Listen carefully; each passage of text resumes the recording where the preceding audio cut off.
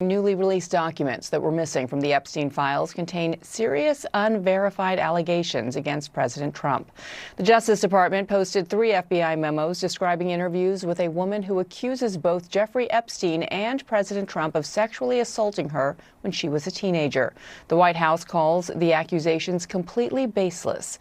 CNN's Paula Reed is in Washington with the latest. And Paula, these were missing from earlier file releases, right? That's right. And this individual was interviewed by the FBI 4 times. And initially, only 1 memo was released in that initial batch of documents released by the Justice Department. And that was an interview where she made allegations against Jeffrey Epstein, but not against President Trump. Now, yesterday, these additional summaries were released, and they detail the types of allegations that she made against President Trump, where she describes being introduced to him. She alleges that he asked everyone to leave the room and, quote, mentioned something to the effect of, quote, let's teach you how little girls are supposed to be, and then describes an encounter where he pushes her head down to his penis and then told agents she bit Trump, who then allegedly struck her and said something like, get this little expletive the hell out of here. Now, in her 3rd interview, she allegedly said that she was receiving threatening calls. And in her 4th interview, it's interesting, she told investigators that she was concerned about why she was even coming forward because the statute of limitations had passed. Now, I do want to make sure we get in here the fact that President Trump has consistently denied any wrongdoing. In a statement yesterday, the White House described these allegations as, quote, completely baseless, backed by 0 credible evidence. The U.S. Justice Department has released documents involving President Trump that had been missing, suspiciously rather, from the Epstein files. They include FBI memos from 3 interviews with a woman who alleges she was sexually assaulted by then citizen Trump when she was a teenager. The president has consistently denied any wrongdoing. We should note that the inclusion of interviews in the Epstein files is not necessarily evidence of wrongdoing. It is an interview. White House Press Secretary Caroline Leavitt slammed the release of the documents, saying in part, quote, the total baselessness of these accusations is also supported by the obvious fact that Joe Biden's Department of Justice knew about them for 4 years and did nothing with them because they knew President Trump did absolutely nothing wrong, unquote. As the Trump White House continues to shrug off the scandal, Congress is pushing ahead, voting to subpoena Attorney General Pam Bondi. The subpoena to testify stems from the House Oversight Committee's investigation into the Epstein files and the federal government's handling of the case against Epstein and his sex trafficking accomplices. My next guest is a survivor of Epstein. Annie Farmer joins us now. Annie, let me start off by saying I know asking you about the worst experience of your life is not fun for you, not really for me either. How are you?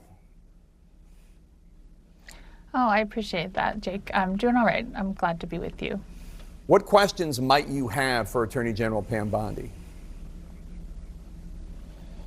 I have a lot. I was actually really happy to see that Pam Bondi has, there was people on both sides of the aisle came together to say that she needs to testify between the House Oversight Committee, because I think, when she was in front of the Judiciary Committee, she refused to even acknowledge survivors. The questions that were asked, there was a lot of, deflection and avoidance. And so really, we still don't understand how this release of information was so terribly botched when again and again we see powerful people being protected and information about survivors, not being properly redacted. So I think we have a lot of questions for her. I'll remind our viewers that when Attorney General Bondi was asked about a matter relating to the Epstein files, she started talking about how the Dow had reached 50,000, and that's what members of Congress should have been focused on.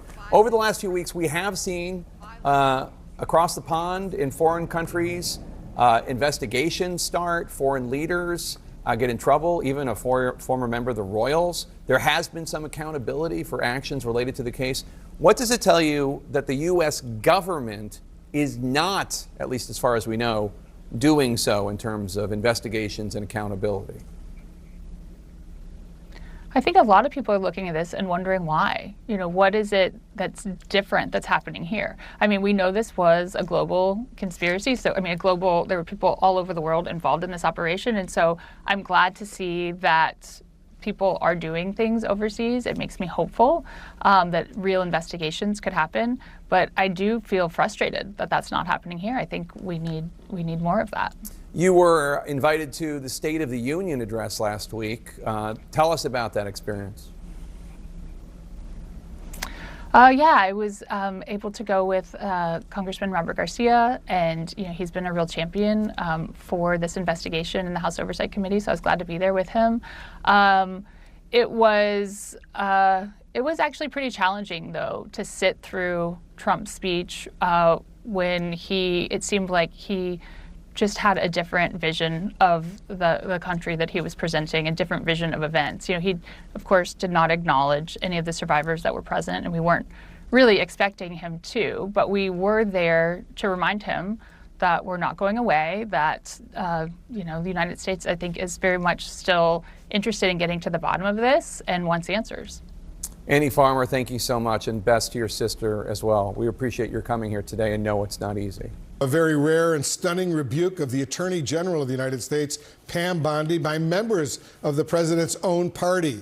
Yes, 5 Republicans on the key House Oversight Committee defying their chairman and joining with Democrats to subpoena Bondi over the Justice Department's handling of the Jeffrey Epstein case. CNN crime and justice correspondent Caitlin Polantz is here with us. So tell us more about what these lawmakers want from the Attorney General. Well, they're making a turn. A lot of this investigation the House Oversight Committee has done around Jeffrey Epstein has been talking to people about Epstein himself. They brought in former President Bill Clinton for a deposition. They had Bill Barr, a predecessor of Pam Bondi. But now it's a question of how the Justice Department under Bondi's watch handled the redaction, the processing, and the public release of these files after Congress mandated transparency for them.